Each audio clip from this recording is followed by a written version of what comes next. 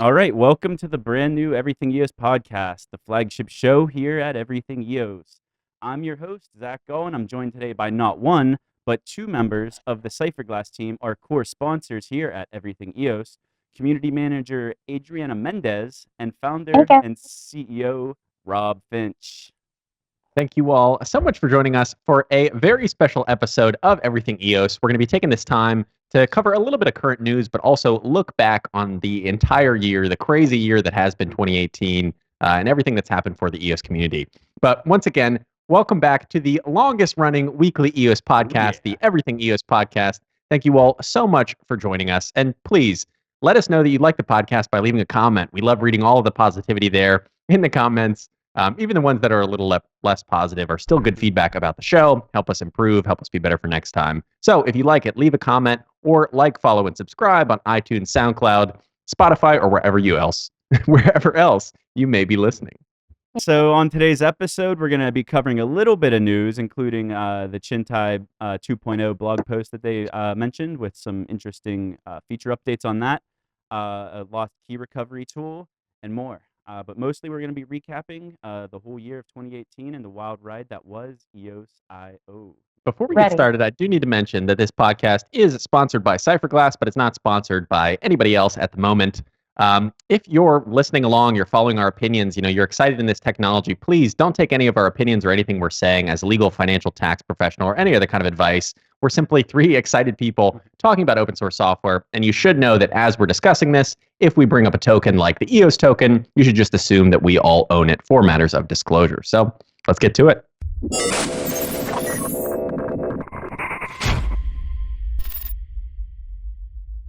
All right, so let's just jump into it. I mentioned Chintai 2.0. They put out an interesting blog post. Rob, you want to recap what they said? Yeah, it's pretty interesting. So we've seen all of these, I like to call them a new type of business model. Sort of started out with DICE, where the token holders, receive all of the profits from the platform. The token holders can, in the future, vote on the direction of the platform. It kind of democratizes a business structure. We're seeing like these DAOs sort of start to be created. And now it looks like Chintai in their 2.0 version are going to be doing something similar with the CHEX token. And they're also going to be expanding out to launch a DEX as well, a decentralized exchange. So if you've used NewDex, you've traded tokens there. Soon you'll be able to do the same thing on Chintai while you're also, leasing out your tokens, leasing tokens from other people, buying and selling RAM. They're trying to make this an entire sort of all-encompassing resource exchange in a lot of ways. So it looks pretty interesting. I'm excited because up until this point, the only dividend tokens we've been seeing have been the gambling dApps. And I mean, they just have a negative connotation to them because it's gambling. I mean, it's a business model. There's nothing wrong with it. It's provably fair. But I think some of these features in Chintai 2.0 I'm really looking forward to. One being the Rex integration. So we've been talking about the Rex for months now. And it's finally within arm's reach, and it's being tested on Jungle Testnet as we speak. And I'm looking forward to that being on the Chintai platform. So we're going to have like competing token leasing between the Rex and then the shorter leases that Chintai already provides. I'm looking forward to them having the RAM trading right on there. But the feature I'm most looking forward is to the auto renew. So they have auto I was going to say contract renews and market orders that you could basically set a price. Basically, I'm not going to lease out my tokens unless someone's willing to pay X price. I think that's a really cool feature. It's very similar to what we're used to with trading tokens, for example, by putting like a stop limit order, for example. How about and you guys? I like that feature also. I think what's cool about it is that I think it should bring down prices over time. Because if I say, hey, I'm willing to do it for 0.1%, I can just leave that order up and it can, execute, it can lease out, then I can get my tokens back and it will automatically execute again in this cycle. So it should keep the prices down. What about you, Adrianna? Well, I really like that they're going to be multiple chain facing. They're going to include all of the chains that are going out on EOSIO. So I do like that they're supporting the entire EOS ecosystem, not just the EOS chain, which I think is going to drive competition and ultimately drive better chains in the future. So I'm really excited to see them kind of adding access to multiple chains and spreading out their wings throughout the EOS ecosystem versus just staying on one chain. I think that's, like I said, it's going to drive all these really cool features within different chains, and it won't matter if you want to use, Warbly or Telos or any of these other chains. If you think they're better, you'll be able to access that on Chintai. And I do like that they're going to be giving, Rex isn't out yet, but I do like the idea of having the competition come out before. This way, it's driving even more competition and bettering Rex at the end of the day. Yeah, and I know a lot of people are going to have questions. They're going to say, "Okay, how do I buy the checks token? How do I get it?" All we know so far, and I talked to Kevin at EOS New York. I tweeted them and said, "Hey, any more details?" The details in that blog post that I'm sure will be linked below are the only details that are out now. We know that you'll be able to get checks tokens from actually using Chintai. Trading on it, leasing out tokens, buying bandwidth from other people, all these different things will give you tokens. It's unclear if they're going to do a token sale. There's going to be some other way to get them, but that's all we know for now. Once we know more, we'll obviously update you guys. But if you're about to type that question out, we do not know the answer yet, unfortunately. And that reminded me too, we didn't mention that the tokens will be earned through mining. So basically, if you're renting out your tokens or buying and leasing or transactions, either or, you're going to be mining checks tokens. That's how you're going to accumulate them, is by actually using the platform, which is really cool. So I guess we can't talk about Chintai without the Chintai proxy, guys. There's, I believe, 5 spots left, and it's going through an application process. Do either of you guys want to explain how it's been explained to you? Because there hasn't been a whole lot of information, and as far as I understand, the applications haven't been delivered to the Chintai team yet, right? Right. So the Chintai proxy is managed by a set of 5 proxy managers, and they're all sponsors of the Chintai Resource Exchange. So David from EOS 42 delegated this down to 5 proxy managers, and they are all active in the EOS ecosystem. They're all a part of block producers, so they are all aware of what makes up a good block producer. And they get together, I think what's going to be once a week in the new year, to decide on one new BP to add to their proxy. And we're hoping that Cypherglass makes the next entry. Yeah, they're proving to be a monster proxy. I don't know if they're number 1 or number 2 at the moment, but last week they had about 15.5 million votes staked to their proxy. So that's how many tokens are actually using the Chintai platform. And we could only expect that number to double, triple, quadruple once you're able to actually earn checks tokens by using the platform and use the Rex on the platform and cross-chain. So that's the cool part, is the checks token is going to be one token that's mined on every chain. So it doesn't matter if you're leasing or renting on Chintai, Warbly, as long as you're doing it through Chintai, you're earning one token. So it's going to be very similar to Bancor. So the Bancor token, how it's on Ethereum and EOS. In this case, it's just all EOSIO chains, but you're earning that token and using that token on all chains and platforms, which is really cool. Yeah.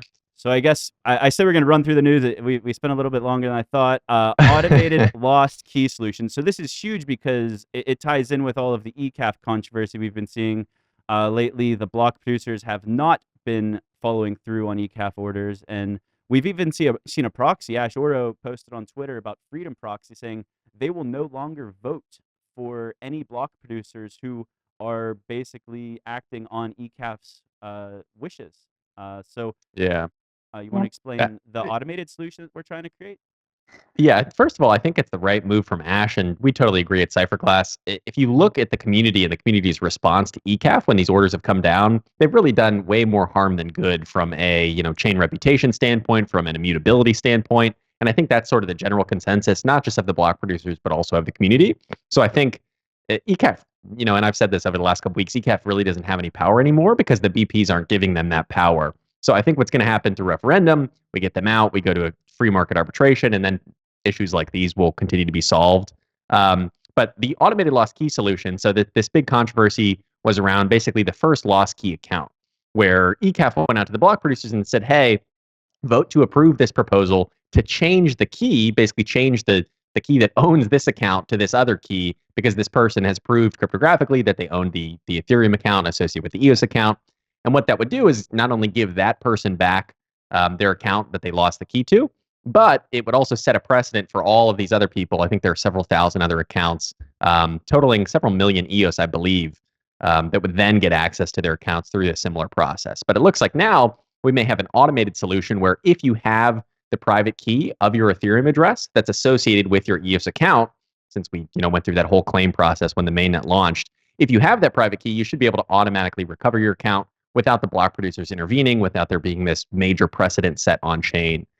So we'll continue to monitor this. It looks like nothing is out officially. It's just been proposed by EOS Nation at this point. But hopefully this is a solution that not only gets people back their keys, but also prevents, setting a precedent where a BP can change somebody else's key. Because I think there are a lot of slippery slopes that sort of go along with that. And I hope that's not something that actually has to happen. I'm interested to see what happens because I think for dispute resolution to work on chain, it has to be scalable. And the more automated solutions we can come up with, the more scalable it becomes. So this will be a nice test to prove scalable solutions in this type of situation. Yeah, that's really why I like SageWise a lot, because they're taking a whack at dispute resolution on change that's automated and scalable. This is one of the talking points that I've come across more often in 2018 with people that ask me about EOS is, hey, I hear that there's a lot of recourse action and it's available on EOS. And then I have to explain the governance process that this kind of decision goes through with block producers, and you can kind of see them get a little weary of it. So I think that the more tools that come out for dispute resolution that are scalable, it's going to be great. The free market will decide which one they like the best, and we can go from there. Oh, all right. So moving along with the news, we have one more last piece of news that just happened recently. We had another casino hack. It's like every couple weeks we get another one. Rob, I'll let you explain this one as well. Yeah, so this one targeted Fastwin, and this time it was not a node level, system level exploit. This was actually an exploit in their contract. So somehow or another, I don't think the team has actually released the specifics. Somebody got a hold of their private keys that were associated with the Fastwin contract account. And what that person was able to do was basically go in, mint a bunch of Fast tokens, just create a bunch of new ones out of thin air, sell them on exchanges, do all kinds of stuff that obviously directly impact the way that entire business and that entire Fastwin ecosystem is running. So the solution that's been put in place by the Fastwin team is actually pretty interesting and something that I don't think we've really seen before. And it's controversial on both sides. I'm sort of undecided on whether it's a good thing or a bad thing. I think maybe parts are good and parts are bad. But anyway, effectively what they're doing is they're airdropping a new token to anybody that has the Fastwin tokens right now. So if you have 100 Fast, you'll get 100 of this new token as well. And then they're effectively just replacing the old Fast token with this new token. And the reason why they're doing it, yeah, exactly. So it's so interesting they have a fork like this where essentially they're trying to roll back their token to before the hacker got into the account. So they're just airdropping to everybody except for the hacker, except for all of the transactions that were associated with that person, taking advantage of this exploit and printing more Fast tokens. So they're just, hey, we're going to drop a new token basically on this previous snapshot to kind of roll everything back, which is interesting. It doesn't affect the EOS ecosystem on any kind of level. It's not like a DAO fork on Ethereum. This is something just one single dApp has decided, hey, we're going to roll back our token ownership by minting this new token, which I thought was pretty interesting. But we'll see how the community responds and see how they do after they implement this new token, see if people still trust it and all that good stuff. But I think the biggest point I wanted to make here is EOS New York put out a really good article recently talking about why it's so important that token contracts in particular, the token contract in this case that was exploited, have multi-sig permissions on them. So if you're not familiar, instead of having one private key, I could set up a 3 of 5 key on a token contract that requires 3 out of 5 of our team members to approve a transaction in order for it to go through on that token contract. And in this case, a multi-sig contract like that would have prevented this attack because they wouldn't have been able to steal one key and suddenly mint all these tokens. They would have had to steal 3 out of the 5 and then try to do this. So I think it's even more important that we encourage other dApp developers to implement this standard from EOS New York so that, hey, put a multi-sig contract on your token account so that you can first assuage people's concerns that this is safe, but also prevent things like this from happening in the future. So we'll see what happens with it all, but that's kind of the gist. I mean, it seems like a decent enough solution. I mean, they didn't really have a whole lot of options. So I guess out of the options they had, this one's decent enough. The only people who would really lose on this are the people who maybe used Nudex and bought or sold tokens between the time of the hack and the time that the snapshot was taken, that they're airdropping these new tokens to. So I guess as far as collateral damage, they're trying to minimize it. So that's probably based on the trading volume on Nudex. It's probably a very small subset of people, but we'll see what happens. We'll see how the community responds. So yeah, and I did I did notice that they're apparently burning like 1.2 billion of their 10 billion tokens, I believe it is, which were they were previously the team's tokens. So they are taking actions that negatively impact their team in order to try to positively impact the platform. So I think that's pretty admirable, but we'll see how it all works out. We'll see. But now let's get to the meat of this podcast, the part we've all been waiting for.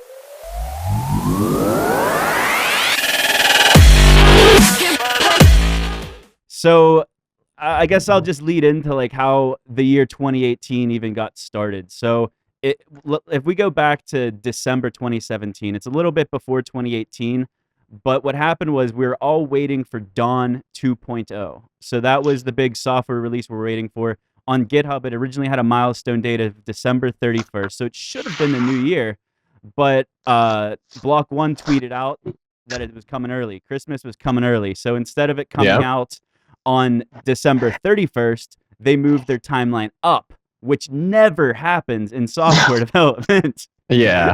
That's the last thing that ever happens in software development. It always takes twice as long as you planned it to. So they moved it up, and December 4th, Dawn 2.0 was released, and I think that kind of started a parabolic run that led us into 2018. So the year 2018 kicked off with a bang with Dawn 2.0 running up. And then Dan, do you remember in Telegram, Dan was like, wait for it, it's going to be like legend or something? He was like hyping up. He tried to do the legendary play. And totally overhyped whatever the announcement was. Because the very first big event in 2018, and this was still during the ICO, let's all remember, because we're also caught up in the mainnet and the governance issues we have and ECAF and the dApp hacks and all this and that. We forget that we're in an ICO, what, 7 months ago at this point? Yeah. 6 months ago. So the first big event was the Seoul, South Korea meetup live stream on January 13th. Now, Rob, we kind of have an interesting story together about that because we were on vacation together in Vail, Colorado. You want to kind of recap our experience there and that night? Yeah, definitely. So when I was still at ICO Alert, we all, twice a year we would go on a company retreat. And that first company retreat that we went to Vail, Colorado as a team, and we were at a dinner one night. And we're all sitting around the table, and of course, it's been like a crazy couple weeks. This is sort of the peak of the bull market back in 2017. Everybody's freaking out, and now we're in January, Dawn 2.0 on our heels, and EOS just starts to run while we're at the table. And if you haven't been through a bull market before, running is when all of a sudden the token is just jumping in price, just keeps going. So we're all freaking out at dinner. Every 10 minutes, everybody's pulling out their blockfolio and refreshing it and seeing what the price is. And I remember at dinner, I think it went from, I don't know, $10 or $11 while we were sitting at the table to 20 plus by the time we left and finished our meal. It was wild. Let me backtrack. So we flew out on like a Thursday. It was Martin Luther King weekend. And I remember we flew out on like a Wednesday or Thursday. And you made a bet with Q, not the million. You made a bet that EOS would never drop below $10 again. And as those words came out of your mouth, there was Korea FUD at that same time. I forget what it even was. Maybe a hack. I think it was like South Korea's banning ICOs, banning crypto, and it was obviously just some made up thing from a misinterpreted press release. So then immediately it dropped below 10 and I lost a little bet. The moral of 2018 is basically that I should not make any price related bets at all. You shouldn't gamble, Rob. Just stick to holding and staking the gambling tokens because you're not a good gambler. Yeah, that part's working pretty well. So no one ever shook on that bet, so it never really happened. But you would have lost because you lost before the bet was even made. Oh yeah, but I lost a bunch of those sub $10 bets where I paid him, so it all worked out. We got on the plane, and like 2 days later, we're at an all-time high, which is around $18, and that was for us. It was the evening leading up to the South Korea meetup live stream because we were all expecting big announcements, and there actually were big announcements. They announced Richard Jung, who was the former CEO of BitHum, which at the time I think was the largest, highest volume exchange in South Korea. So they announced that. They announced Everipedia, and I believe this is the meetup where they announced the launch of EOS VC. So I want to talk a little bit about funding. I've mentioned in some informal settings a little bit about our plans in the past about how we're going to be deploying capital into EOSIO innovation. And today I want to introduce EOS VC. EOS VC is a program that's going to deploy $1 billion of capital into EOS projects over the course of the next couple of years. We're now making a formal commitment to put the majority of the capital that's come in through the token sale back into the innovators. One of the biggest problems with this space today is that most of the token generation processes are actually destroying resources. So if we take a look at Bitcoin and Ethereum, we're paying tens of billions of dollars a year, right, to process very few transactions. In fact, in Bitcoin, we're paying hundreds of dollars of per transaction before transaction fees through the network inflation. Through the token sale over the last year, block.one has been able to take in those resources, and now we're going to be deploying them back into the entrepreneurs. This is going to stimulate more innovation, right? One of the goals of our token sale was to create a fair, transparent distribution process, but one of our major goals was also to do something that was not so destructive from a resource perspective, something that allowed us to keep that value and redeploy it back into the ecosystem. So I want to introduce the structure that we're going to be using to do this. We sat down and we said, if we're going to deploy $1 billion into EOS.io projects, what's the best way to do so, right? How are we going to foster the most innovation? How are we going to help those projects succeed? And this is the structure that we have put forth. Our block.one is going to be working with VC partners in order to deploy this capital. So it's going to be investing in different market-leading venture capital units throughout the world, right? And in addition to block.one's capital, we're going to be bringing capital in from those partners. So it's going to leverage up those resources and then drive it back into the tail end of innovation. It's going to give us global access to projects. These VCs are already seeing the deals. They're already working with a lot of projects. And they're in an incredible space to educate the projects about EOS capabilities, right? We're firm believers that this technology is the only technology that's going to actually allow the blockchain to scale. It's the first technology that's going to allow us to launch projects like Steemit, like BitShares, the next Facebook, the next Uber, distributed communities that are ready to disrupt the Fortune 500s. A lot of the talk over the last couple of years has been about Bitcoin, has been about money, digital currency. But I think that in 2018 and into 2019, the conversation's going to just shift to DApps, or distributed autonomous collectives, or communities, as we talked about earlier. The partner VCs will be further putting capital into these vehicles. So we're actually going to be putting a lot more than $1 billion of capital into EOS.io innovation. And we think that the combination of the partnerships and the combination of all this capital coming together that we've been able to preserve through the token sale is really going to drive a level of innovation that we haven't yet seen. So on January 23rd, we're going to be announcing our first VC partner.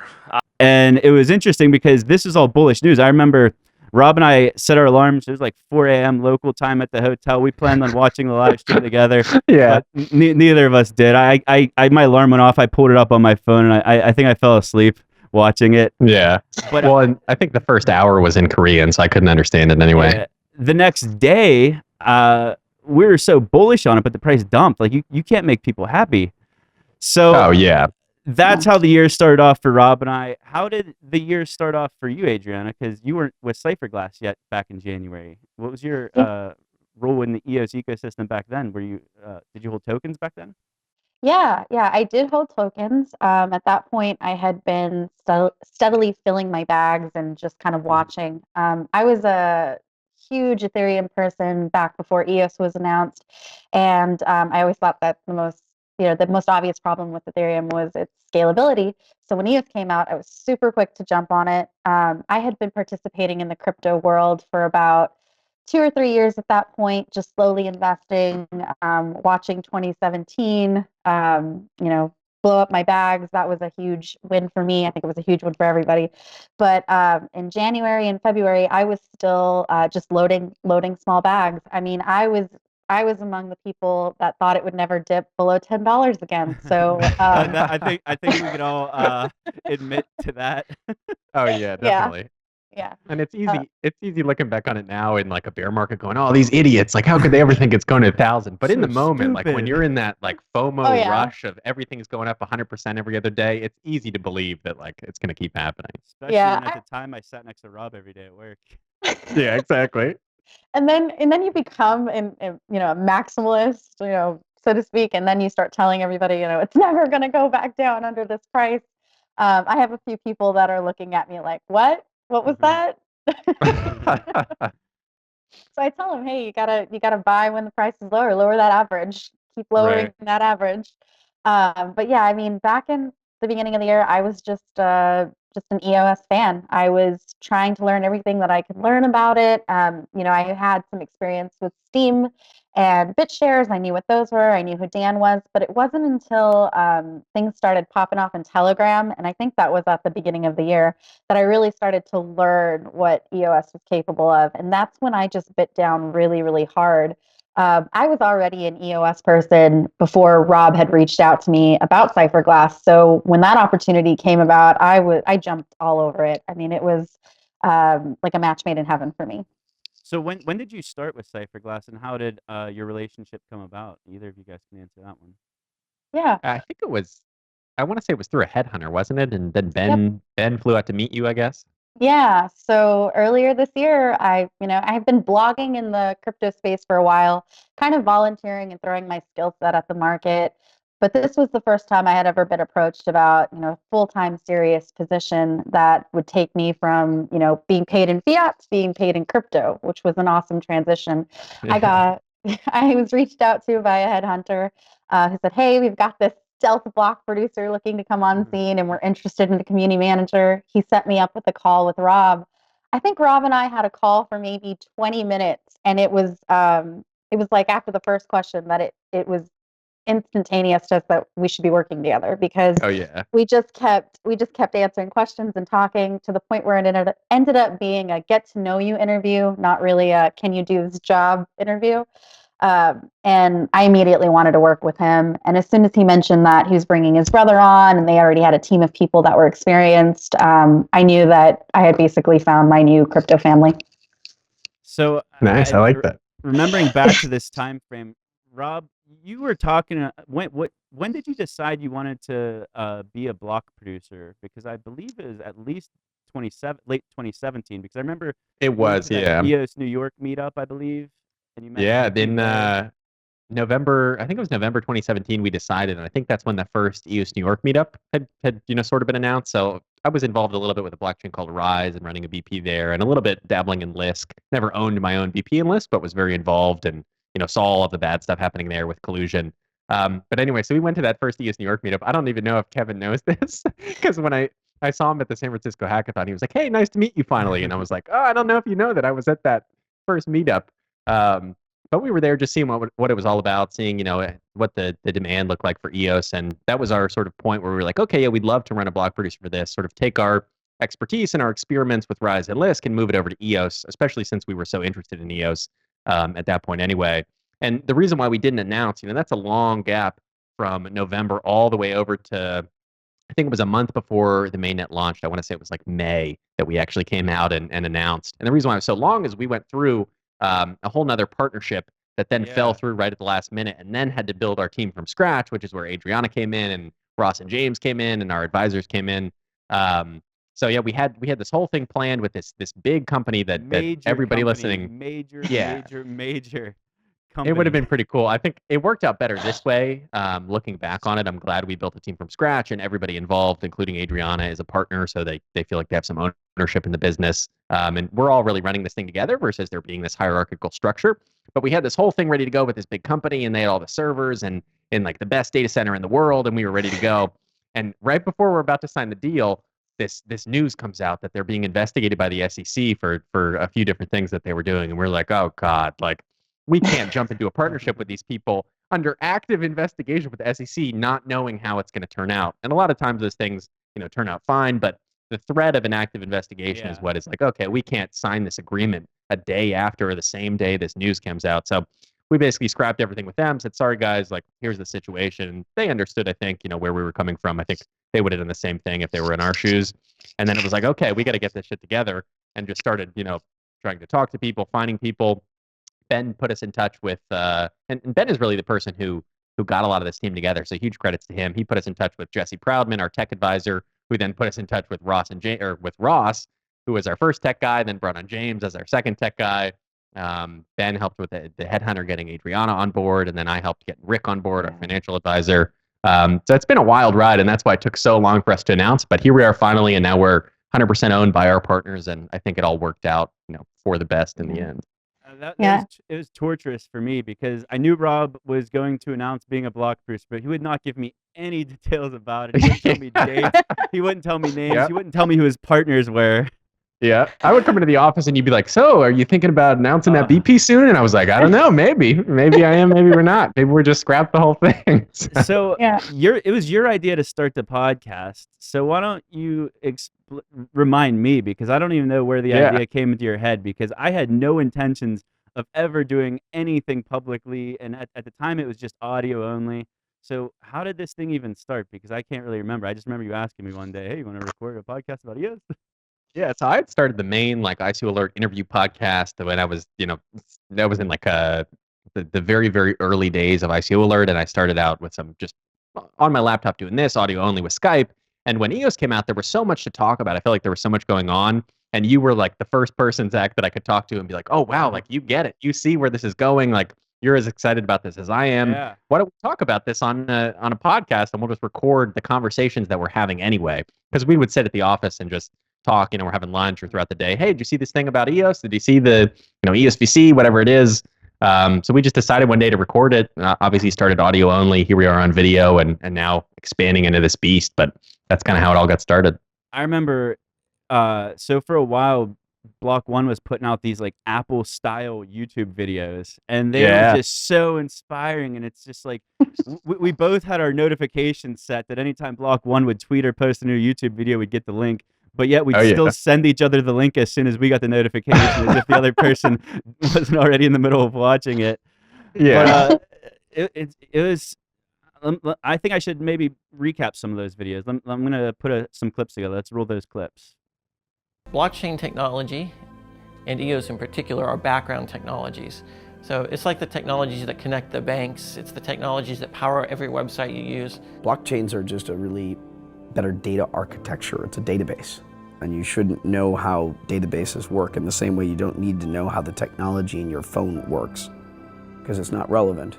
What they need are products and services that are going to change and improve their lives. The first time an average person hears about an insurance product, for example, that halves their premiums and gives them more inclusive service that they can rely on, when a child with cystic fibrosis has to submit some type of experimental surgery to the insurance claim, and they're being judged or approved by other people in their same situation. This is going to lead people to adopt cryptocurrencies so that they can take advantages of the services that lower premiums or provide just fundamentally better products. We're disrupting the centralized services that are taking a cut out of everything. The systems in which the internet is built on was still a world designed for paper. And at some point we have to throw out the old system.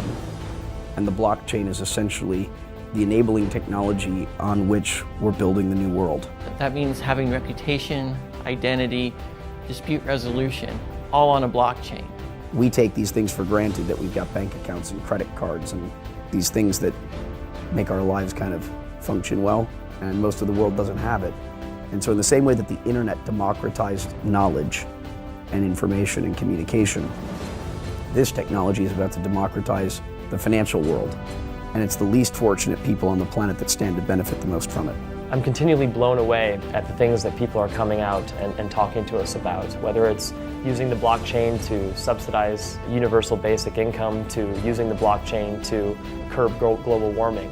What I've seen and what I've become convinced is that the blockchain is capable of doing things that even governments are not.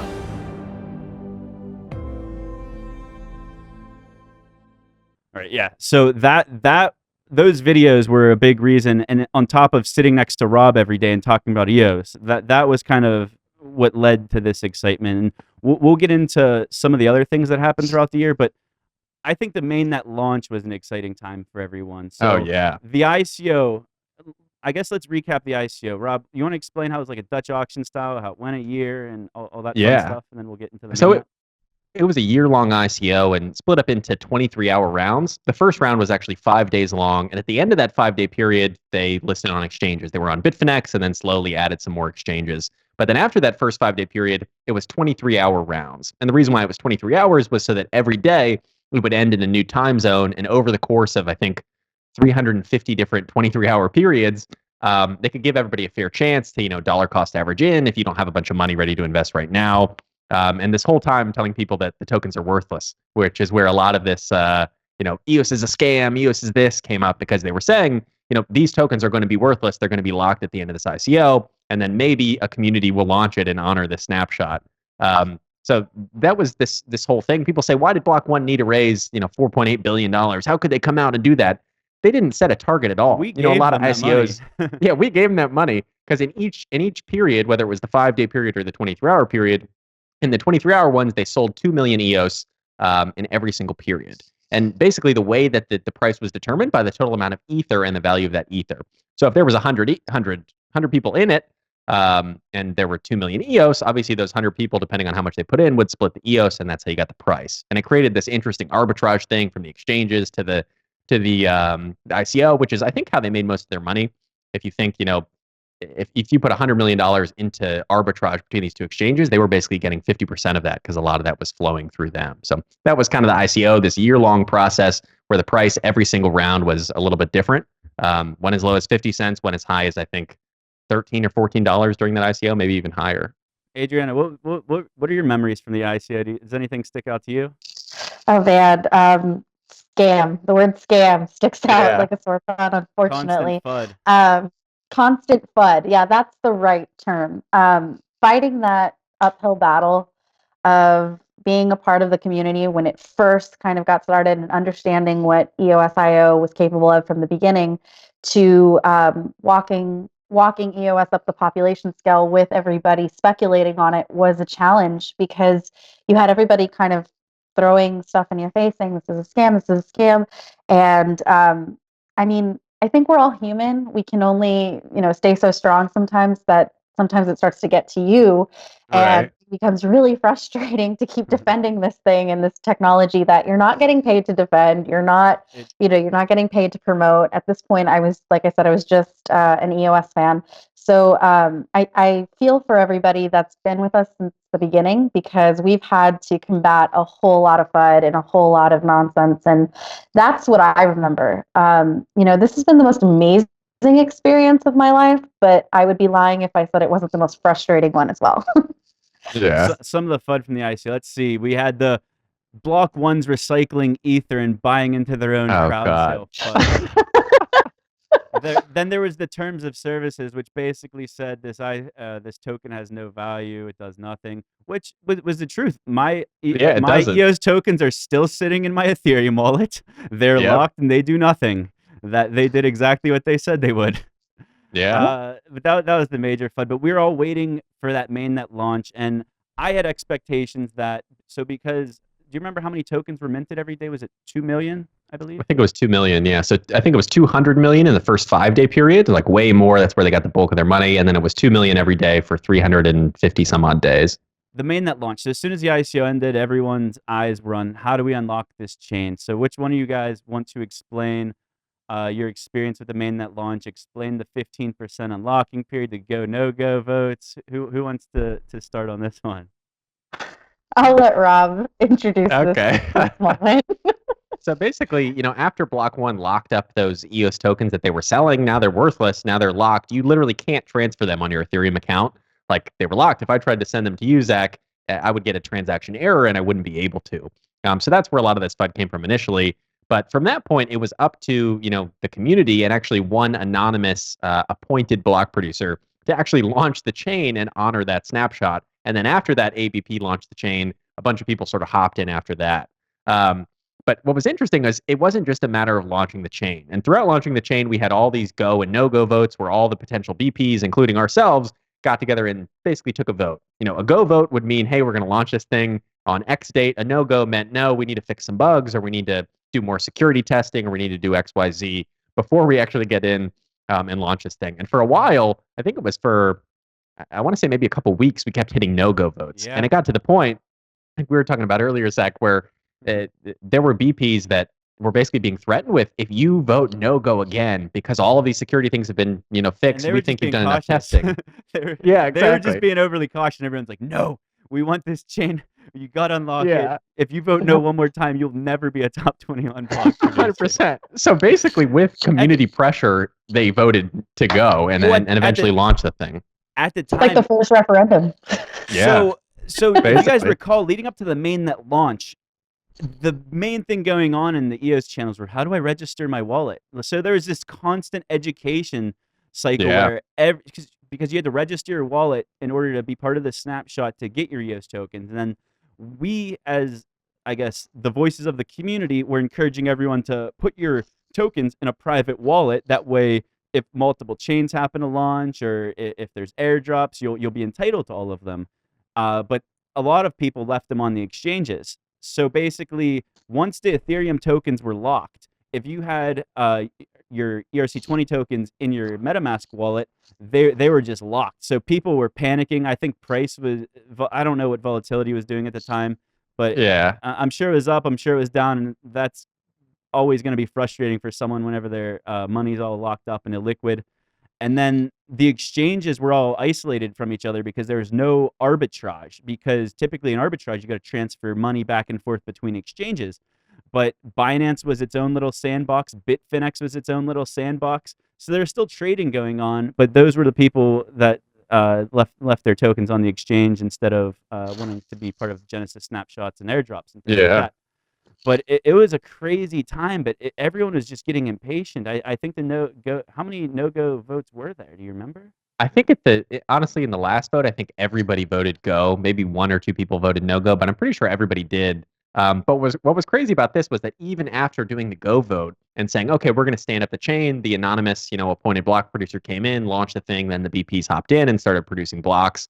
Even with all that, we weren't done. Like the chain was not usable at that point because we still had to get to the 15% unlock. And this was a cool feature to make sure that, 10 chains can't all launch at the same time. It was basically, I think, designed in a lot of ways to make sure that there's community participation on your chain before it launches. So what this required was that 15%, basically 150 million EOS tokens, had to be voted towards any block producers in order to launch the chain. And it wasn't until you got to 15% that then you could actually transfer your tokens and use it and launch dApps and do all these other things. So not only was it like, okay, how do I register my tokens before? Then it was like, okay, which wallet do I use to unlock my tokens to then vote them towards somebody? How do I do any of this? And that's really where our education at Cypherglass started was, okay, all of these people have questions about this new system. Because now you're in EOS, it seems like, okay, we have governance, we have dApps, you can pull smart contracts. It all seems relatively normal. But before this thing launched, there was really nothing like it, especially on the governance side, that had ever existed in the crypto space before. So people had a million different questions, trying to point them in the right way. But eventually, we got that 15% unlock, I think thanks to Bitfinex, because we had pushed over 10% just with the community voting. And it had been, I think, another week or two, starting from June 3rd, I want to say, when the go vote happened. June 2nd. June 2nd is when the ERC20 token smart contract locked. Okay. And then from there, the go, no-go votes started. So there was a couple of those for a week or two. And then after the go vote, which was when all the block producers voted, yes, let's launch the chain, that single anonymous block producer launched the chain. But like Rob said, the tokens were still frozen because there was a security mechanism that until 15% of all of the token holders vote for their block producers, no tokens could be transferred, staked, or anything. So we had a blockchain, but you couldn't do anything with it except vote. And even then, after that point, it wasn't like you could just transfer your tokens. Everybody's tokens were staked by default on the mainnet. It's just a way for the chain to launch. So then people were like, what do you mean I can't transfer my tokens now? Why does it say I only have 10 EOS tokens? And everybody's just panicking. And eventually like, okay, you have to unstake, wait 72 hours, then you can send your tokens if you want. And I think that a lot of confusion around the mainnet. But if you look back on it now, it really went off relatively well. Considering like the scale of this, considering what was really being launched, I think it went pretty well. Global. Now, that was before all of the what's the liquid EOS, the EOS link, where they bridge the gap with all the translations and stuff. All these groups weren't put together yet. They weren't as organized to disseminate information globally. No. Other issues. There wasn't a hardware wallet yet, which Cypherglass. Want to explain that Yeah, one? So when There it wasn't launched, any really, wall. it was There's gray mass. That's it, really. and that was it. And at that point, I had no idea who Gray Mass was. So it's a wallet that I love to use now and I recommend. But at that point, I was like, who are these Gray Mass people? Like, this could just be a scam. They're collecting people's private keys. Like, whoa. Like, we need to do more research. But they were really the only place to put your tokens. There was no trusted hardware wallet solution. So I think right around that point is when we came out with our $100,000 hardware wallet bounty to get it out on Ledger and Trezor. Ledger has obviously been filled, is now feature complete. You can use it with any dApp, with any service you want online, especially through Scatter.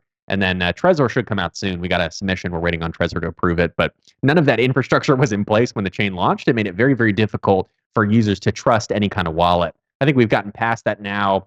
Dan has even looked at the Gray Mass wallet and sort of recommended it at a certain point. But it was wild in the early days. I mean, nobody really knew, what was trustworthy, what wasn't, what should I do here? Why are my tokens staked? There were just so many questions. And to your point about all these people being unorganized, especially between the East and the West, there was a lot of talk that almost turned into FUD at a certain point about, China's going to have their own chain. They're going to launch their own EOS, and then there's going to be the rest of the world in their, with their other EOS chain.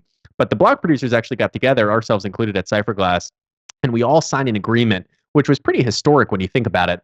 We all signed an agreement to launch one EOS chain. Whether or not we actually got elected or not, we weren't going to go and fork it off and start another thing like some people did with Telos and some of these others. The agreement was, hey, we're all in this mainnet. We're here to compete. We're here to get these votes. Whether or not we get them or not, we're only going to launch one chain. And I think that was pretty incredible that was pulled off, that now the East and the West are on the same EOS chain. And it makes for a stronger chain and, most importantly, a stronger community. Little did everyone know the EOS mainnet is the Asian chain. Right? we're living on it that way sometimes. Chain. Yeah, absolutely. Adrianna, what was your experience with the mainnet launch? I remember it feeling like a mini UN. I think that's the natural challenge when you talk about decentralized communities. There's no central authority to give out information, so everything's put together by volunteers and community efforts. And I think that point is really missed when we talk about the launch of the chain, because everybody remembers it being this chaotic mess. And I remember it being one of the most organized activities I've ever participated in, because it took so many people globally to come together and say, hey, we're going to do this thing. And we're going to do it together, and we're going to all play by these rules, whether we like it or not, which, like Rob said, is a historic moment, I think, for crypto and blockchain. I think it really proves that a decentralized governance model can exist among people all over the world, and we can all sit down and agree, hey, this is how we're going to do business, which was, I think, for me, the proof in the pudding. That's what I needed to see launching this chain, because it was going to set the foundation for how we governed it from there on out. So for me, the experience was fantastic. I felt so honored to be participating in the launch of this chain that was hopefully going to change the way we do business all around the world. It was chaotic. There was a lot of language barriers, and I even remember getting cussed out in Mandarin a few times. That's awesome. But that's kind of the nature of this, is everybody's really passionate about how this technology is supposed to work, and they all have ideas of how it's supposed to work, and they're all fighting for it. So I think that's great. I mean, it really helped me see different perspectives, different cultures, what they think about business, how they work. And it was the best team building experience for Cypherglass. I can honestly say that, because we were having to take shifts at that point, make sure that somebody was always in Telegram, somebody was always, abreast of what was going on with the calls. So I think more than anything, it was team building, not just for the community, but for Cypherglass in general. Oh yeah, we had totally forgot about those shifts. There were points where we had somebody online 24/7, because you never knew when a go vote was going to happen. When some of those they were live streamed. All of these no go votes were all Yeah. live streamed, and then in the very last one, everyone kind of caught wind of the rumors that like everyone's going to vote yes. So it was like this unwritten secret. And EOS Go, props to the old EOS Go, Kevin Wilcox and I'm John and Blue Jays. Blue Jays. They played an integral part in communicating information for the mainnet launch, and that was their most popular live stream. I remember seeing Brock Pierce with like the EOS Sweden team. He was on Ivan on Tech, giving an interview for the launch. But like Rob said earlier, like, yeah, we launched, but your tokens were still stuck. So it was a catch-22. We had a Yeah, chain, that's wild. couldn't use But I it. remember at Oh, the yeah. time, Rob, you're at like your peak celebridom from the $1 million EOS bet, like I know. 55,000 YouTube views. So I remember whenever the tokens unlocked, we're actually recording, I believe, episode 9, 10 of Yeah. Everything EOS. So we started the podcast in March, so this is like a couple months in, and we're actually recording, and your brother Mike, your other brother, not Ben, he's like showing his hands like 15. He's like showing 1, 5 in like the window, and we were like, what? Yeah. Because we were Like, so what's used to going getting on? kicked out of the room because we were Yeah. like in there too long and people needed it for like a meeting or something. Yeah. And he's saying 1, 5, and I'm thinking 15 minutes, but he was saying 15%. And immediately you're on your computer, your phone's blowing up. You're like, oh my God, we're producing blocks. Yeah, it was crazy. and That was We a still have moment.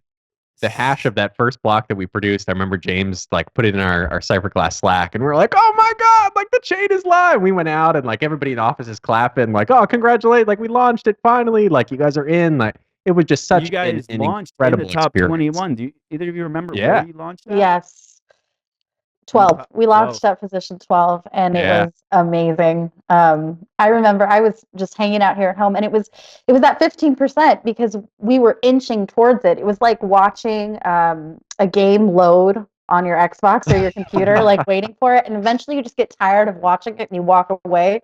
So I think at that point we were all kind of lethargic to it, and we were like, when is this chain going to open? And we had kind of Yeah. calculated based on where it was, like, okay, we've got another 2 or 3 days. And then all of a sudden at once it unlocks and we're number 12. And I remember everybody in Slack just going crazy. We were like, we're producing blocks, and oh my gosh, we were elected. And it was definitely a cry moment for me. It was one of those happy cry moments because Yeah. we had just worked so hard, and not just at Cypherglass, but I mean, you really felt the hard work coming from every angle of the community. And at that point, we had just experienced a lot of frustration and disagreeing with each other. So to finally have this chain unlocked and to be elected into it, huge moment for us. By far my favorite moment of 2018. Yeah. So that was back in June. How have you guys' expectations been met since the mainnet launch? What were your biggest surprises? What were your biggest disappointments for 2018 from mainnet launch until the end of the year? What was your favorite and least favorite parts? That's a good question. Because I think we expected it to things like governance. I think we expected to be a lot smoother. I think we we didn't know about the Rex at mainnet launch, but I the think Constitution never got ratified still. Like there's a Yeah, lot of and things all that that's didn't happen. all that's coming. I think my biggest disappointment was probably ECAF, because I think at the beginning, dispute resolution was like, oh, it's going to be amazing if you lose your key, like you have a way to get it, like you can have a recovery partner and do all these things, or you can go through arbitration. And over time, we saw that ECAF was really this, I think, central point of failure within the system that almost had more power than VPs, but they were unelected, and there were a lot of conflicts of interest there. So that was probably my biggest disappointment. But on the flip side, I think my biggest surprise was just the popularity of dApps already. Like this chain has been live for about 6 months, maybe a little bit longer. And the amount of people that are using dApps, I mean, we passed the total amount in 3 months. We passed the amount of daily active users of dApps that Ethereum had, and Ethereum had been around for 3 years. And I thought, like, okay, maybe after we hit 3 years, like we'll be way ahead of Ethereum at that point. But in 3 months, we'd already surpassed them.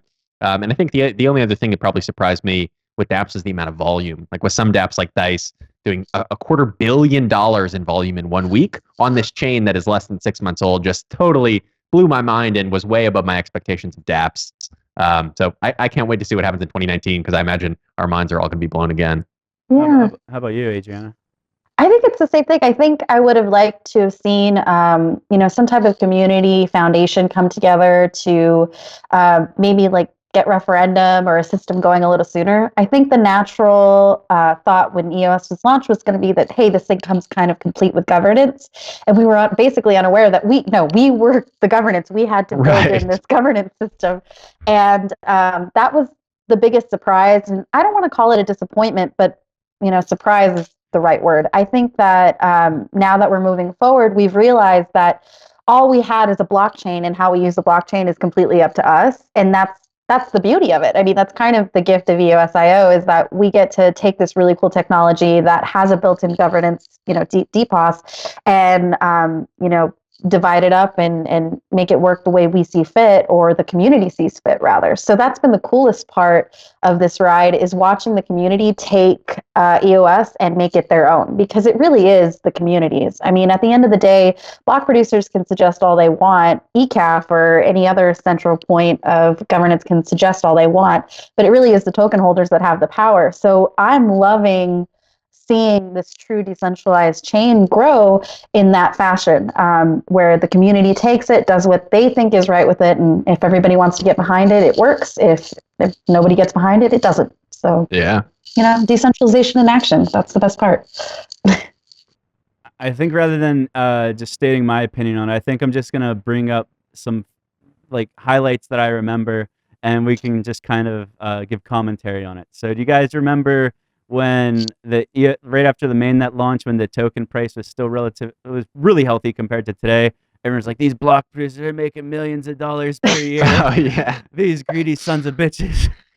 Yeah, it was like maybe a 24-hour period where the number one block producer made $10,000 in one day. And people then, for the longest time after that, even still today, they're like, oh, these people making 10 grand a day, every single day, all of them. When, the price difference between the number 1 BP and the number 22 BP is the number 22 is making less than half of what number 1 is making. So they weren't making 10 grand then, but especially now, at a $2 something token price, nobody is making anywhere close to that. Most BPs are still losing money or barely breaking even. So, but it was wild. For a while, people were like, oh, they're getting rich. They're making $100 million a year. And it's like, no, unfortunately, not at all.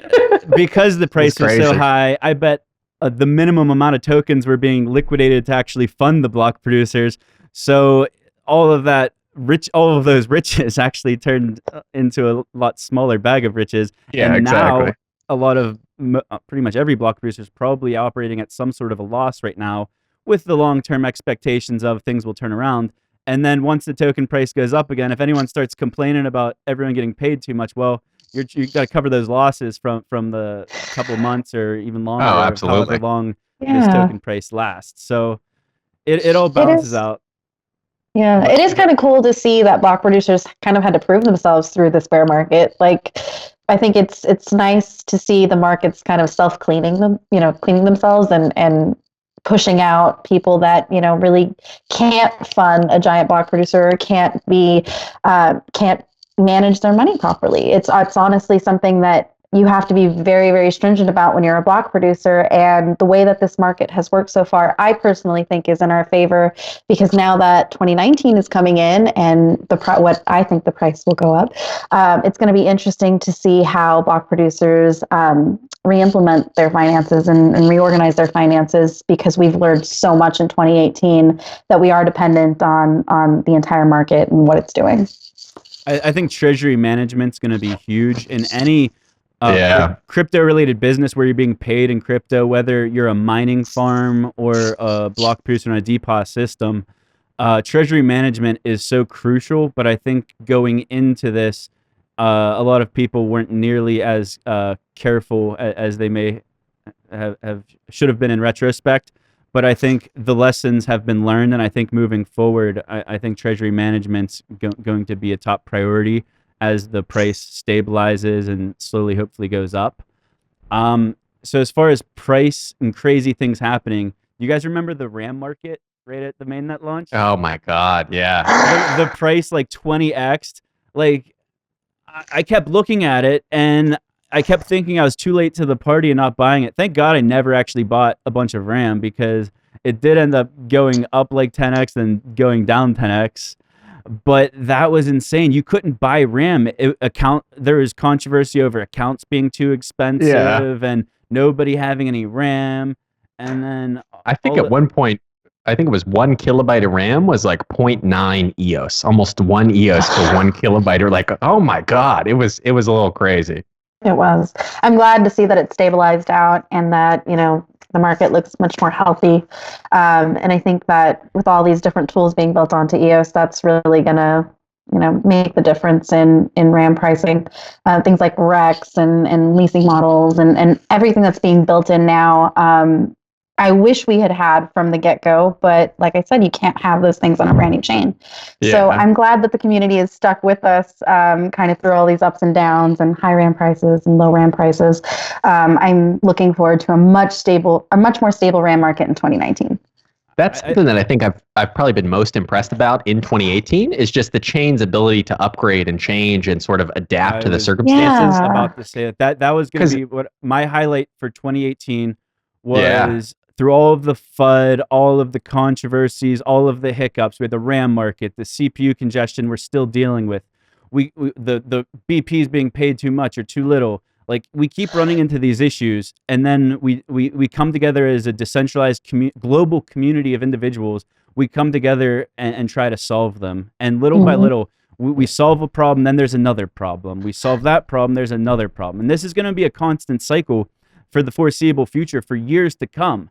But this is how you battle harden your chain. That's why Bitcoin is the most valuable chain in existence, because it's been killed hundreds of times, been left for dead. It dies, it comes back. You can't kill it. The longer that goes on EOS, the stronger the chain's going to be, the more unstoppable it's going to be, the more confident people are going to be to build on it, because they know it's going to be here and last and be flexible to solve future problems.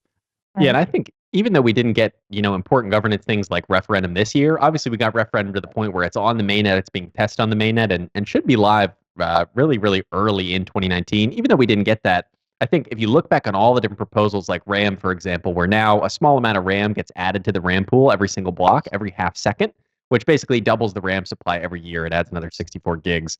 But that proposal was implemented by a BP vote, where basically somebody proposed this, here's the code, and then 15 out of the top 21 voted to approve it, and within a day, boom, that upgrade was live on the mainnet. We saw the same thing with CPU, where CPU's been increased by 600% or more since the mainnet launched, and every time it was increased, it was a BP vote of saying, hey, the community wants this, let's go ahead and vote it in, and boom, as soon as it's voted in, within a day, it's already approved. And if you look at any other blockchain, that's never happened. There's never been a chain that's had the governance structure in place to actually implement a fix to increase CPU, to decrease the price of RAM over time with a simple vote, and boom, have it implemented right away. So I think that speaks not only to the governance structure and sort of the overall, structure of the EOS blockchain, but also to the community that they want change, because change is how we're going to win this race. Change is how we're going to be the main blockchain app platform, versus saying, oh no, I don't want change. I want to keep my chain at 15 transactions per second. Don't let it scale. Please, no, scalability. Oh God. Yeah, so I think that's how it's been amazing. Happen. Yeah, absolutely. Yeah, that's like avoided fork after fork after fork. And so that really shows you the power of, this flexible blockchain that is self-governing.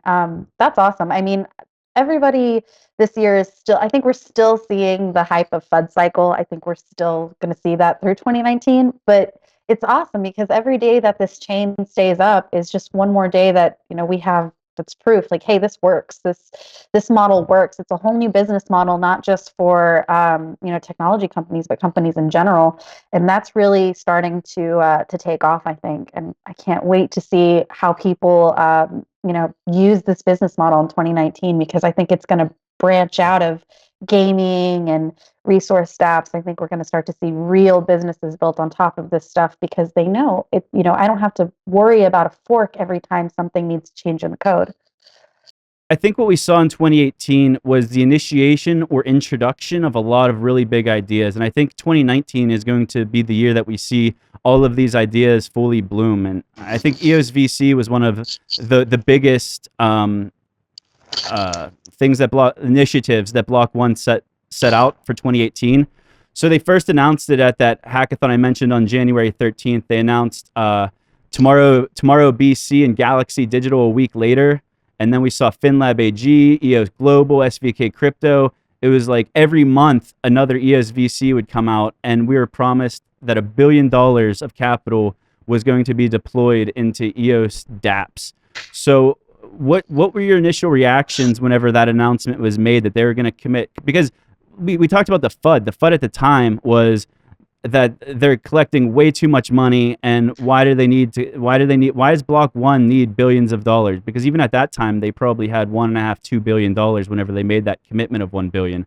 What were you guys' initial reactions to that? Because that kind of shut some of the FUD up. It's like, yeah, we did collect a lot of this money. We probably didn't need it all for ourselves. So here's what we're going to do to grow this ecosystem.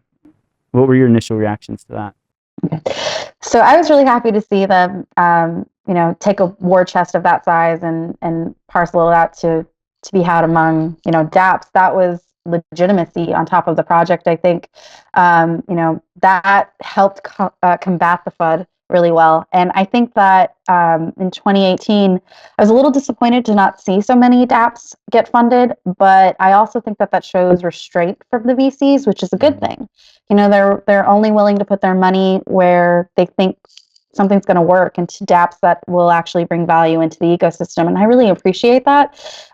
Like I said, I would love to see more funded dApps. I would love to see dApps coming out of, everywhere, but that's just not realistic when you're trying to grow a technology company for the next 10 years instead of go out of business in 2. Yeah, and if you want, I'll lose $1 billion for you if you want. It's pretty easy in some of these projects. So yeah, so I lose $1 billion, I could do that. I agree that I expected more funding in 2018, but I think 2019 we're going to see funding go out at an accelerated pace because this deal flow takes a while. There's a ton of due diligence, and they're being careful.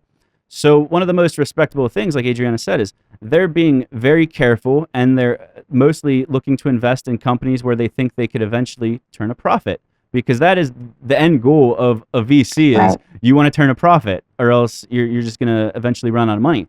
And a good comparison is let's look at Consensus.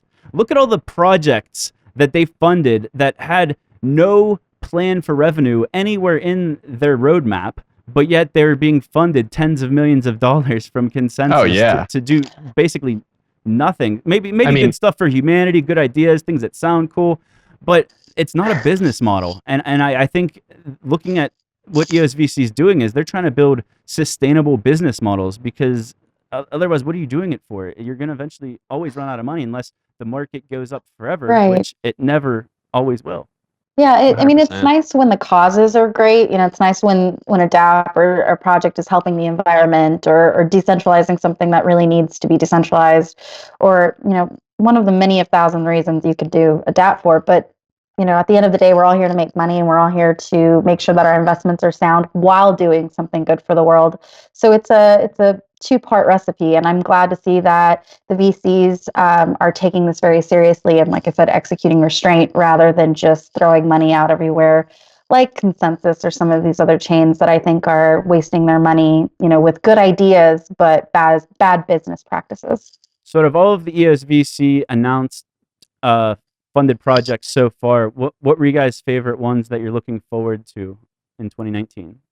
Ooh, I'm definitely excited about Mythical Games, and I know they haven't come out with anything. If I had to pick one that's actually launched, it would probably be Everpedia, the decentralized Wikipedia, and now they're building all of these other dApps on top of that same IQ token. But the ones that have been announced but not yet released, Mythical Games for sure, because not just the first game Blankos, but all of these other game developers that they're working with to sort of add a player-created economy to their game, I think are just going to be incredible and have the potential to disrupt major players in the space, like EA that owns Fortnite, that makes hundreds of millions of dollars off of skins. All of that can be put on a blockchain, owned or even created by the players, and then that profit is suddenly redistributed to the people actually playing the game versus the one company that made it and is now monopolizing the skin industry. Yeah, I think my favorite is definitely Everpedia. I'm just looking forward to seeing what they're going to do for censorship and, putting information on a blockchain that can be updated. I think that the project has been my favorite so far. I'm hung up between High Fidelity and Mythical Games, but I guess I'll lean towards Mythical Games just because, from what I understand, they're going to work with multiple independent game studios. We'll see multiple games come out using blockchain for digital asset transfers. Whereas High Fidelity, there might be multiple, universes within the game, but it's just, I guess, not my cup of tea of living a second life in a virtual world. But I do see the promise of it, and I think it could be huge because I know there's a market for that.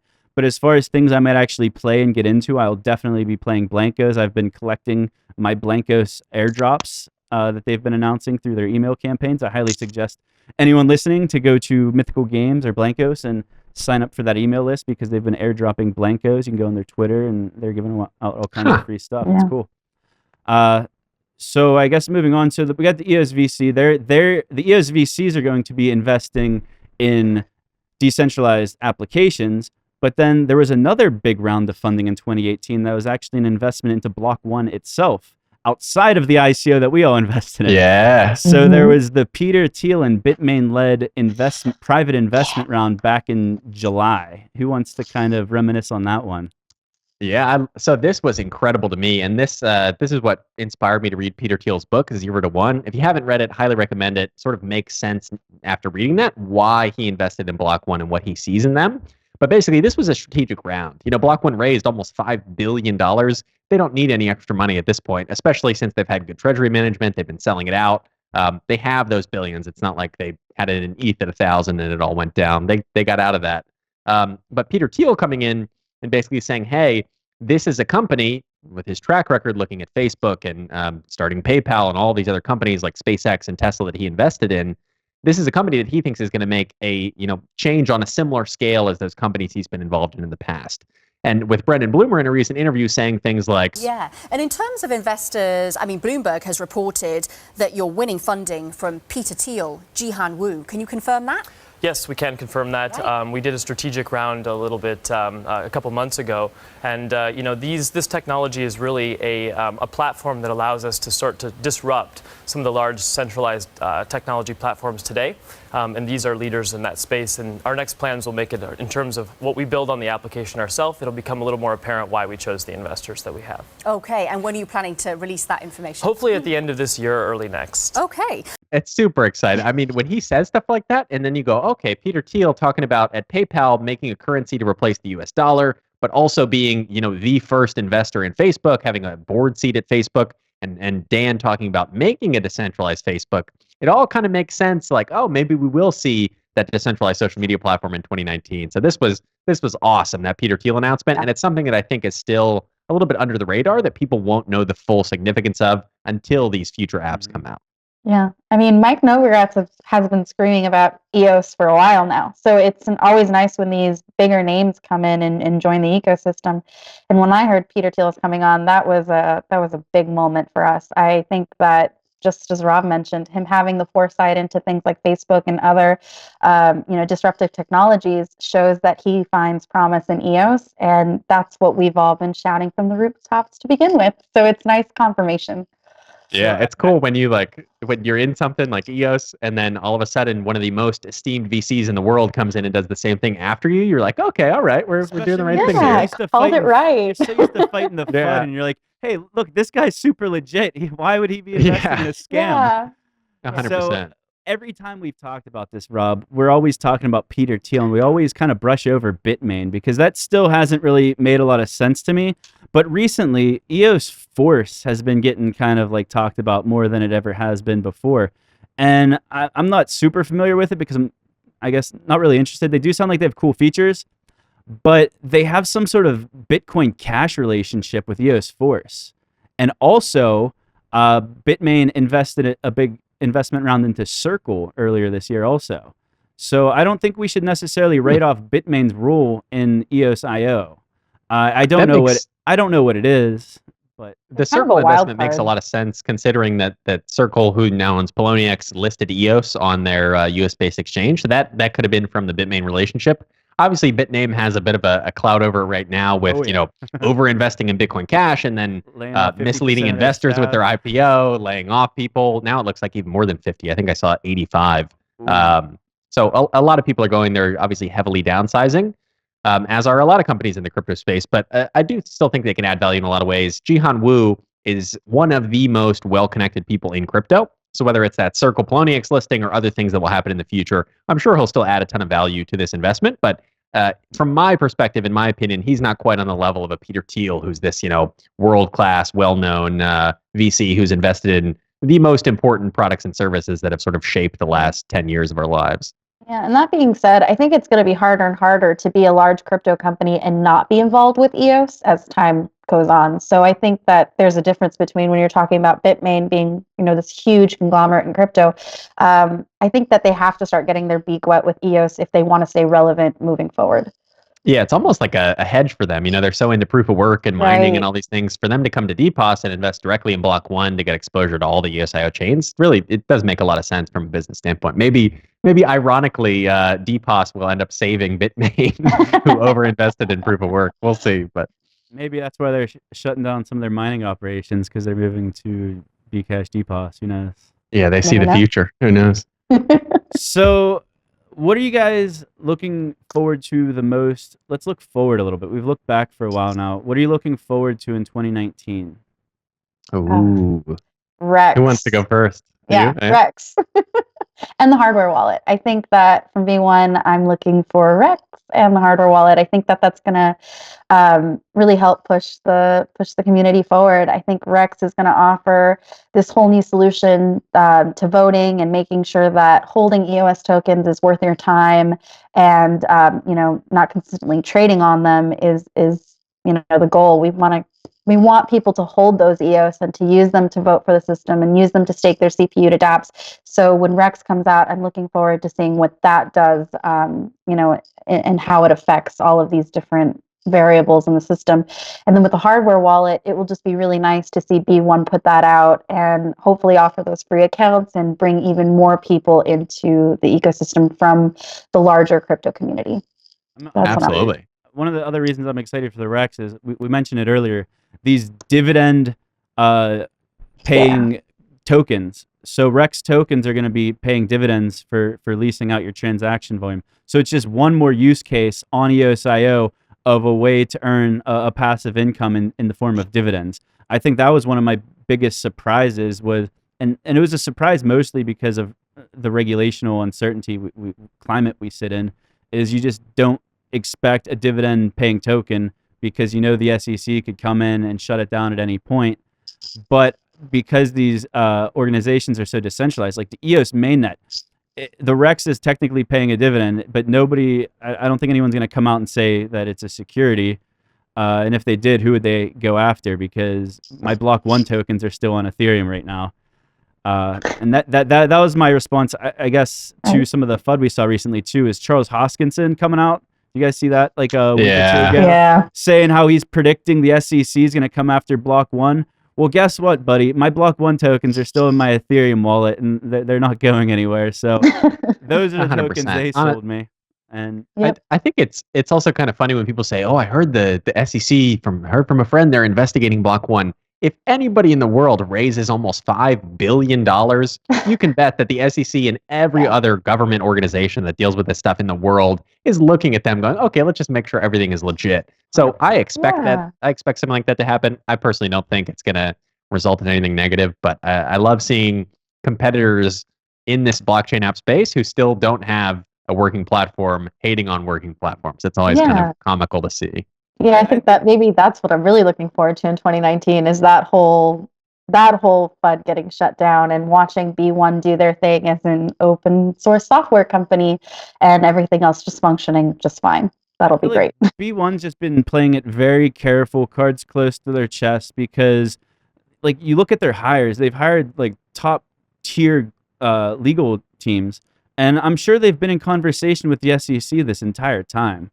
It's just we don't hear about it because why would they talk about it publicly? If you look at their recent head of legal counsel who joined in early June, I believe, right before the mainnet launched, he I think was he ran a weekly podcast with one of the former chairs of the SEC. So these people are incredibly well connected. Nobody goes out and raises this much money and doesn't have a strong legal plan with serious lawyers that are ready to back this and say, no, this is why we believe this raise was okay and legal within, all of these different jurisdictions. So it's going to be interesting to see how that all unfolds, of course.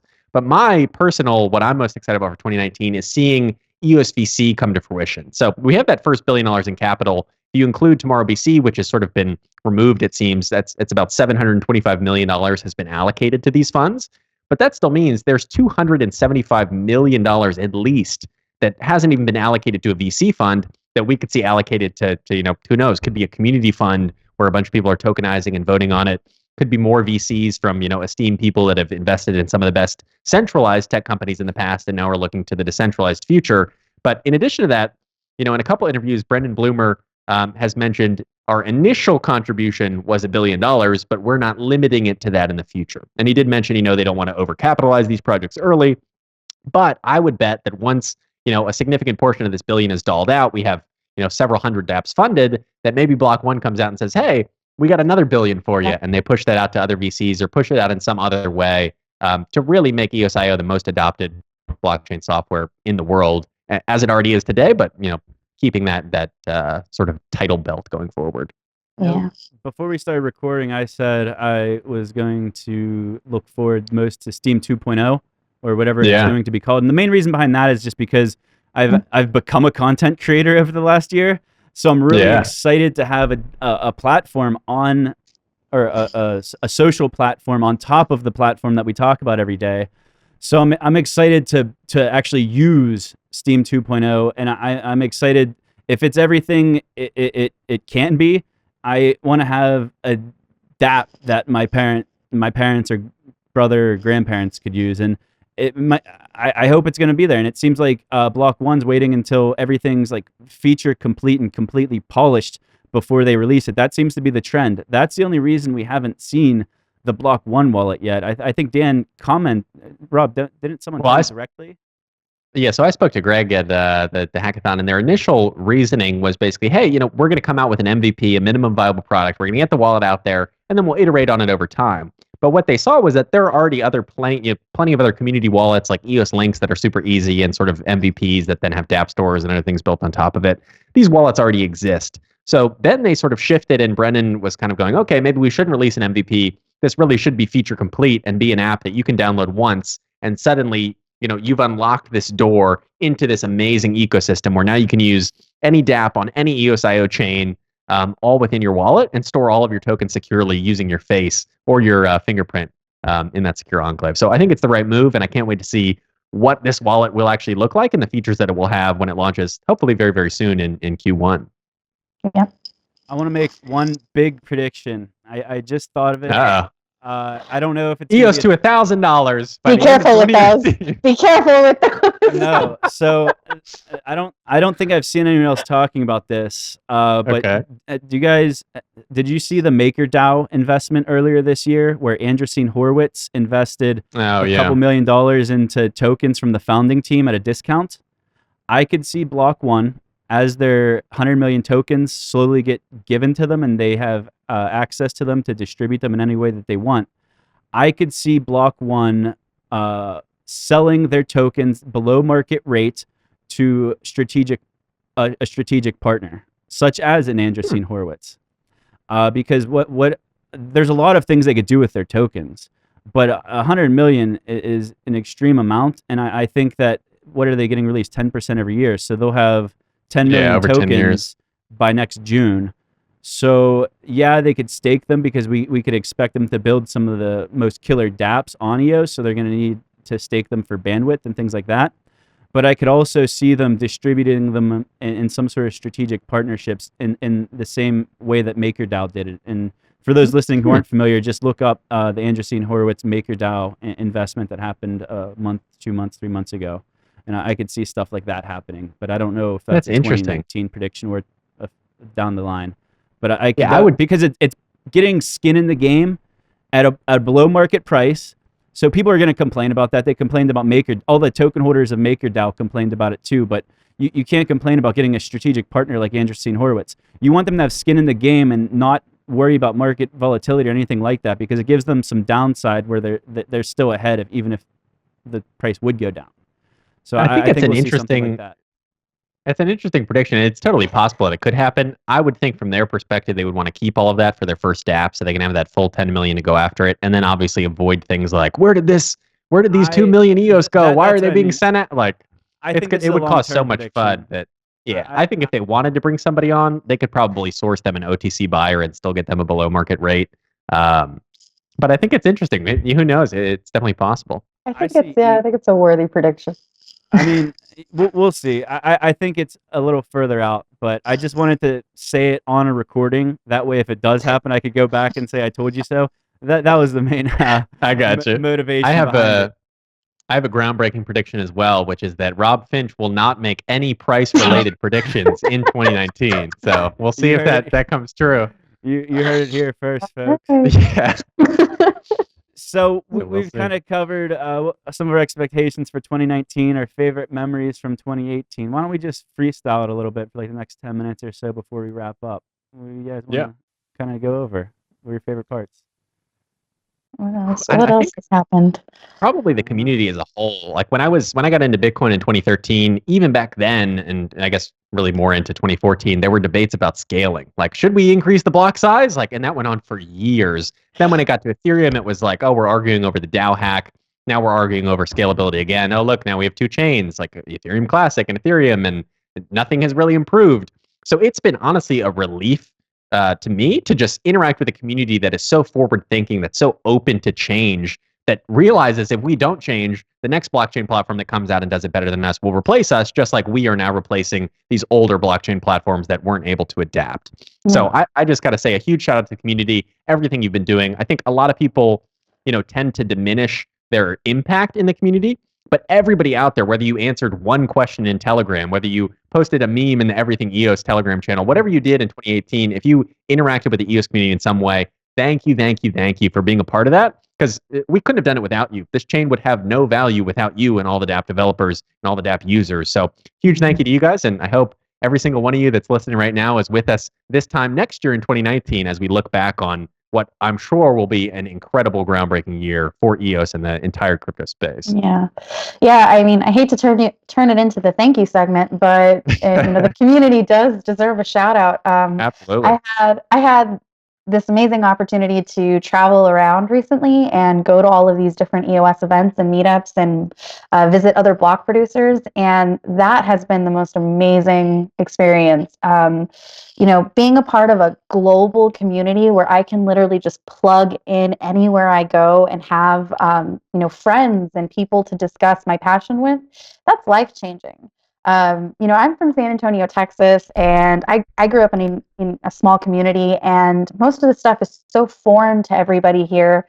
Being a part of Cypherglass and being a part of the EOS community gave me the opportunity to spread my wings and, go international and visit all these hackathons and, events and EOS meetups. It's been so cool. Shout out to EOS Costa Rica, who let me come down to Costa Rica and crash at their place and experience the EOS surf program. And that was the first time I had ever really looked at the code, and I learned how to program a smart contract. So nice.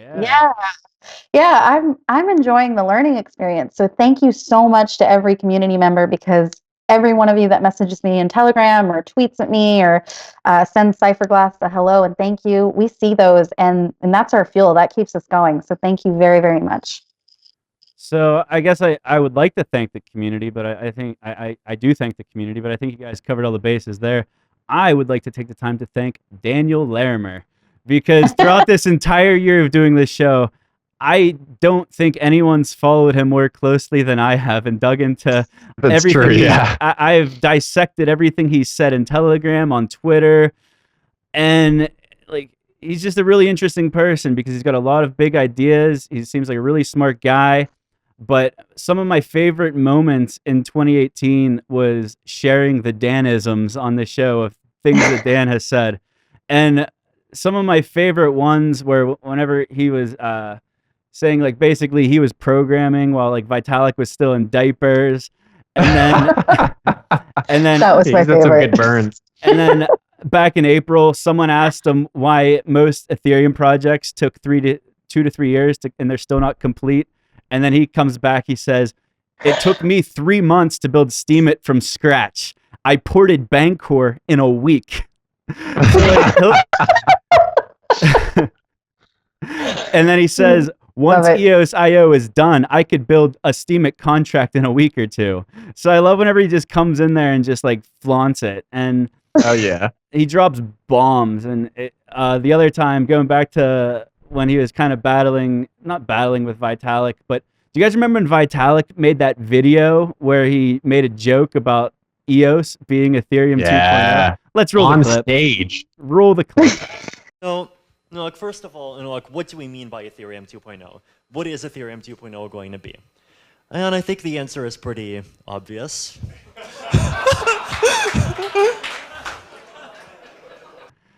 So shortly after that clip, Vitalik made some code comment or something on GitHub, and there was a lot of talk of, are Vitalik and Dan working together? Are they friends now? Yeah, so there's an EOS code comment. Yeah. So there was a lot of talk about that, and Dan comes into Telegram. He says, "I have a job for V at B1 if he wants it." I may have been I may have been a bit hard on him in the day, and then he said, he was just giving some advice, but I loved how he said V has a job if he needs it. And what do you guys think? Is that are we ever going to see the mega powers unite ever? I don't think, but no. I don't think Vitalik's ever going to work at block.one, but I do think he's going to contribute again to EOS in some way. Like when he came in and commented on the code, I think it solved some pretty big issue they were looking at. So I think with all of this stuff, whether it's IBC, inter-blockchain communication, or multi-threading or whatever, I would say this is not the last time that Dan and Vitalik work together in some way. Maybe the next time it won't be as public. Maybe they've already worked together and we don't even know it. I don't think he'll ever go to block.one for a lot of different reasons, mostly reputational, and the fact that he probably wants to kind of lead his own thing. But I definitely see them working together again at some point in the future. Yeah, I hope so. What were some of your guys' favorite memories of Dan throughout the year? Do you have any that stick out? I like meeting Dan at the San Francisco Hackathon. I got to say, Dan, if you ever watch this, I apologize for being a total fangirl, I guess, because I did not expect to. I bumped into him in a hotel, and then later at the hackathon, instead of every other person I interacted with at the hackathon, I'm talking about EOS and the new things that are coming out. And for some reason with Dan, I didn't know what to say because I was hyping up this moment and meeting him. So I got a picture with him. He probably is oh, who's this guy? Coming up to me twice, asking for a photo, all this stuff. But anyway, Dan, we're big fans. Whether or not we ever meet again, it was cool to see him in the flesh and see him interacting with people for hours at the hackathon instead of just popping in and leaving. He was really there interacting with the community. So just cool to see. Yeah, I saw him in London. I got to meet Dan in London, and it was really, really awesome. Same thing, watching Dan do his thing and be in the moment with all of these dApp developers and contributing is amazing because he really he gets out of his own head. He's Dan to us, but he's not Dan to himself. So he's incredibly humble when you do meet him in person and you work with him. And I think that that's really missed in Telegram because he's had some amazing moments in Telegram. He's had some comebacks that are ooh, bird. But I think everybody misses that the guy is genuinely down to earth and is willing to help out and willing to answer questions. And those are my favorite moments from Dan is when he takes the time to answer, community questions to anybody, no matter what their understanding of EOS is. He takes the time to explain it to them, and I just want to give major kudos to him. He's an awesome guy. All right, I think I'm going to close this off with one more Dan quote because I prepared the notes with a whole year's worth of quotes from him, and we didn't get to go through all of them. But the very first one I had for the year was on January 6th, and Dan said, "You could lead a horse to water. Education isn't what most want. They want promise of riches. They want pumping." And that's true, but I see that as being the mission of this podcast, Rob. I feel like our mission this entire time has been to educate and enlighten the greater blockchain, cryptocurrency, and EOS community as to why we're so excited about this. We're not stupid people. We didn't not do our research. We know more about what is going on in the ecosystem than most people. We've forgotten more things than most people ever know about EOSIO. and we try to share it with the community. So if education's not what the people want, I feel like we've been able to spin it, twist it up, and put our own little twist on it that makes it enjoyable for people. The community response to what we've been doing has been incredible.